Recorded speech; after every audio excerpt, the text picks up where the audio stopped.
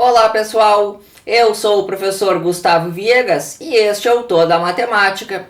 Os números negativos surgiram na China antiga. Eles indicavam com varetas vermelhas os números positivos e com varetas pretas os números negativos. Os números negativos aparecem em diversas situações, por exemplo, num extrato bancário.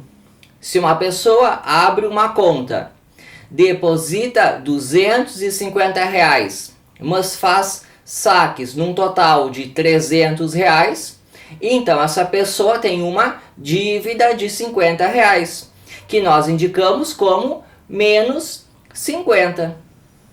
Os números negativos aparecem nas temperaturas. Ao nível do mar, a água entra em ebulição a 100 graus Celsius e em fusão a 0 graus Celsius. Mas nós somos acostumados com as temperaturas negativas, que são aquelas temperaturas abaixo de zero.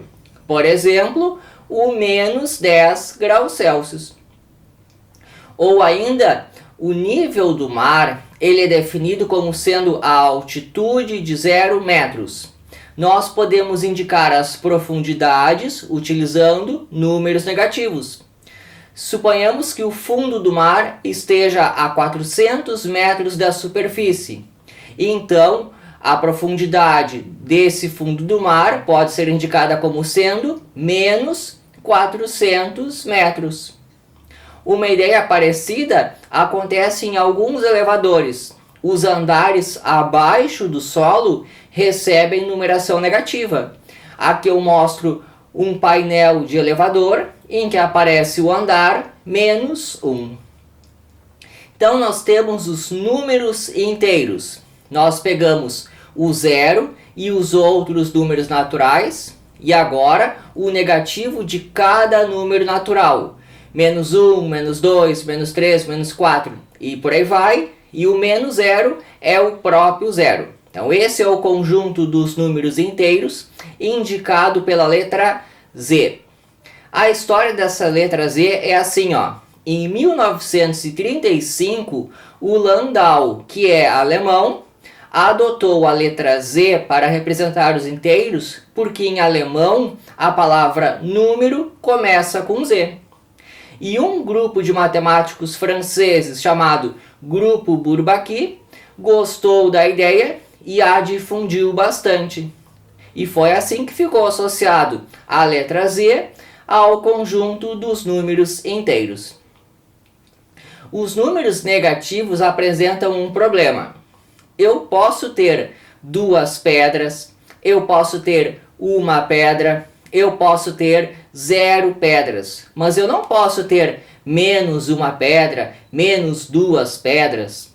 A humanidade demorou muito tempo para entender o que é ter menos do que nada.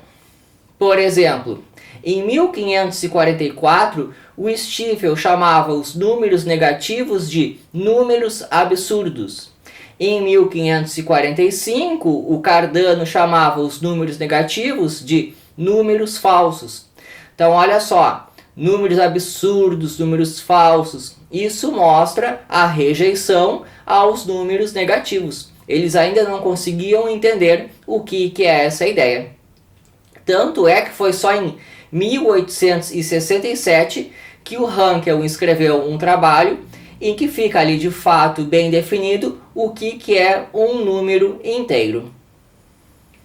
Os números naturais 0, 1, 2, 3 e por aí vai, eles estão dentro dos números inteiros. A maneira correta de dizer é: os naturais estão contidos nos inteiros. E o Maclaurin teve uma boa ideia. Num trabalho que foi publicado só depois da morte dele, esse trabalho é de 1748, aparece uma ideia do que hoje nós chamamos de reta numérica. Na reta numérica nós representamos os números inteiros, o zero se chama origem, à direita ficam os positivos, à esquerda os negativos. E quanto mais à direita, maior é o número. Associado à reta numérica, surge o conceito de módulo. O módulo de um número é a sua distância até a origem. O módulo do menos 2 é 2, porque a distância do menos 2 até o zero é 2. O módulo do mais 2 também é 2, porque a distância do 2 até a origem, que é o zero, é 2. E o módulo do zero é o próprio zero. Dois números são simétricos se eles tiverem a mesma distância até a origem. O menos 2 e o mais 2 são simétricos. O simétrico do zero é o próprio zero. Então, quando dois números possuem o mesmo módulo, um é o simétrico do outro. E para fazer a comparação entre números inteiros, a reta numérica dá uma boa ajuda. Quanto mais à direita, maior é o número. Então, o 3 é maior do que o 1. O 1 é maior do que o menos 3. O menos 2 é maior do que o menos 3. Então, quando eu tenho dois números e quero comparar, eu posiciono os dois na reta numérica. Aquele que estiver mais à direita é o maior deles. E é interessante notar que o módulo do menos 3 é maior do que o módulo do menos 2.